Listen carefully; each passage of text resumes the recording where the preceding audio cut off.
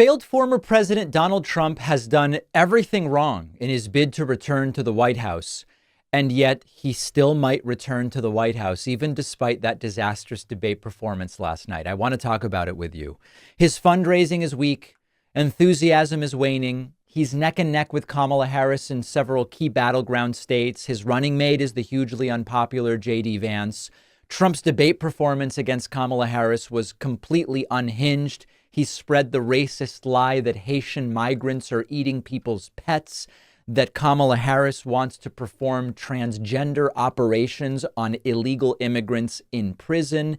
He kept lying that he won in 2020. He gave maybe the worst answer in history was when he was asked why he said that Kamala Harris wasn't black and then she was. So you zoom out and it's all such a disaster. It seems like the odds are increasingly stacked against Trump, but he still might win. In fact, he's favored to win in some models. And as bad as last night's debate was, it may not move the needle that much. How can this be possible? So let's break it down. First, fundraising. Fundraising is the lifeblood of any political campaign. Fuels advertisements, rallies, ground operations, every aspect of voter outreach. Trump's fundraising is lagging far behind Kamala Harris's. In August, Kamala Harris nearly tripled Trump's fundraising, bringing in $361 million compared to $130 for Trump. It's not a good sign for Trump, but we shouldn't get too comfortable. Remember that in 2016, Trump defeated Hillary Clinton with half the money that she raised. Fundraising is important, but it's not the only factor. And in addition to beating Trump in fundraising, Kamala Harris is also campaigning really aggressively. In the last month, she did rallies in New Hampshire, Pennsylvania, Georgia, Michigan, Wisconsin, North Carolina, Nevada. The rallies are packed for Harris. They're humiliating Trump's relatively small size, and this certainly speaks to enthusiasm for her, lack of enthusiasm for Trump. And even among Trump's staunchest supporters, there's a dip in enthusiasm compared to prior elections. Trump's favorability, especially among independents and moderates, not what it used to be. Kamala Harris's approval rating is up since she became the nominee. According to 538, her approval rating was 39 on July 1st. By September 9th, it was up to nearly 45. Trump is at 43. And yet, Trump still has this strong core of cult members that will support him no matter what. The core's not expanding. If anything, it's shrinking. Even within the Republican Party, he used to have complete control. There are signs of trouble. Liz Cheney, a so-called moderate who used to vote with Trump almost always, has endorsed Kamala Harris. Her dad, Dick Cheney, who's arguably been an even more destructive force than Trump on the global stage in a way, has endorsed Kamala Harris. Adam Kinzinger, another so-called moderate Republican who voted with Trump 90% of the time, he's endorsed Harris and spoke at the DNC, and many other prominent Republicans. Mitt Romney, Trump's own former Vice President Mike Pence, former National Security Advisor John Bolton, they have withheld endorsements. The media often portrays these anti-Trump Republicans as moderate. Their voting histories really aren't moderate. They have very similar voting track records to Trump or other extremists. But the difference is mostly, do they support Trump's attempt to stage a violent coup against a democratically elected president? That's a big issue. This trend suggests that even some of the most hardened Republicans are just sick of Trump, and that this will make it harder for him to generate the excitement he had in 2016. People don't like Trump's running mate either. You might recall that Trump had to find a new vice presidential running mate after he incited a violent mob on January 6th that threatened to publicly execute his last vice president, Mike Pence. Many of us were surprised about the selection of J.D. Vance, who not long ago compared Trump to Adolf Hitler. He's a charisma vacuum. Sarah Palin had more charisma than J.D. Vance. On the other hand, you've got Tim Walz, outstanding choice, effective rhetorician. His line about they're just plain weird has been a proven winner.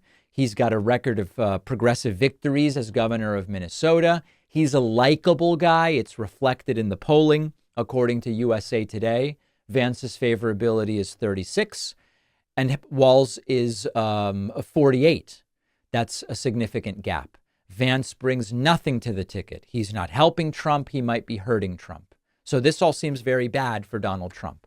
But what ultimately matters is Trump's performance in a few key battleground states. According to Real Clear Politics, most of those states are straight up toss-ups. Trump is ahead in Arizona by 1.6. He's leading in North Carolina by 0.1.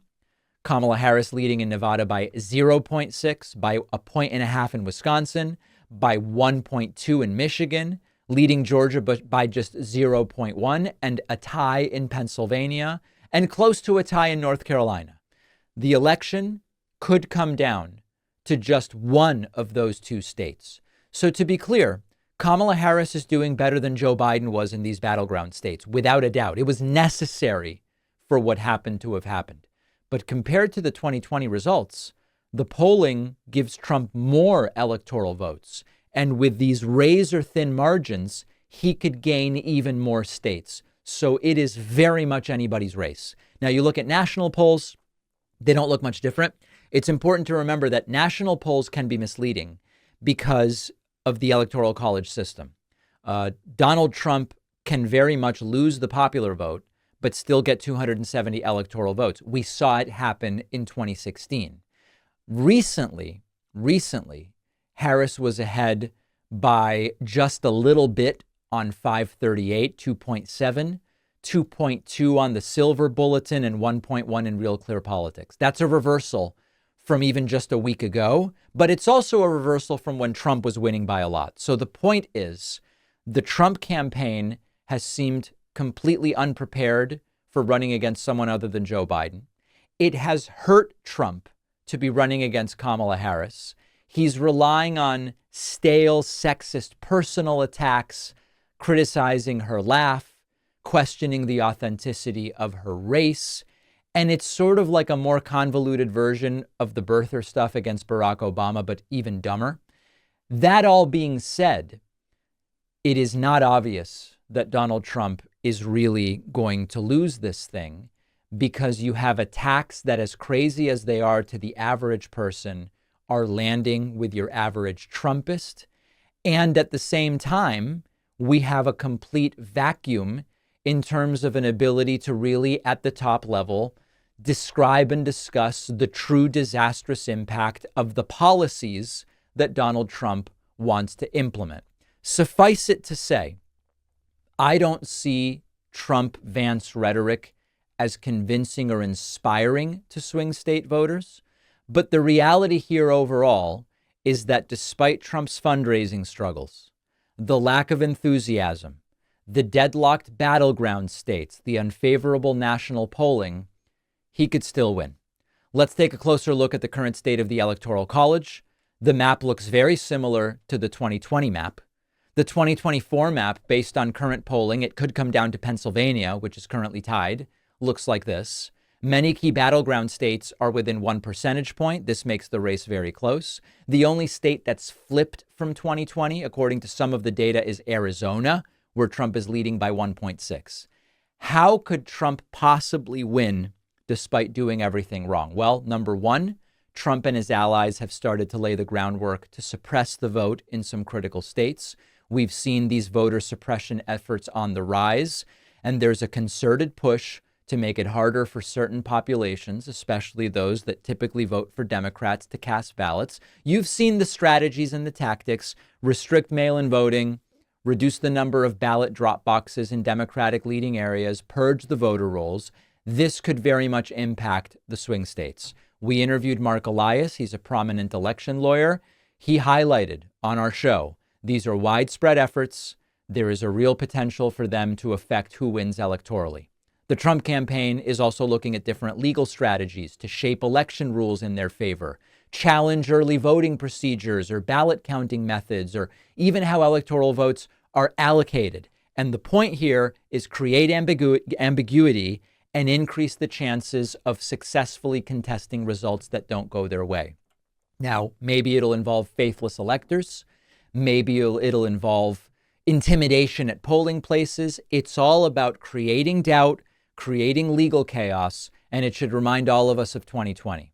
Now, if you combine that with aggressive gerrymandering efforts and other state-level strategies, there is the chance that this could also impact down ballot and how the House ends up landing. There's also the fact that the U.S. has relatively low voter turnout in general. In 2020, about 61% of the eligible voting population cast a ballot. So while the voter suppression efforts are real, we also need to contend with the fact that 40% of eligible voters just say, I'm not even interested. In a democracy, every effort to manipulate the vote is an attack on the system, and that gives Trump a path to victory that still exists. The stakes couldn't be higher. We all have to vote, no matter how bad Trump's debate performance was. This thing is not over, and it will still probably come down to under 250,000 votes in 3 to 5 states. And that's absolutely terrifying.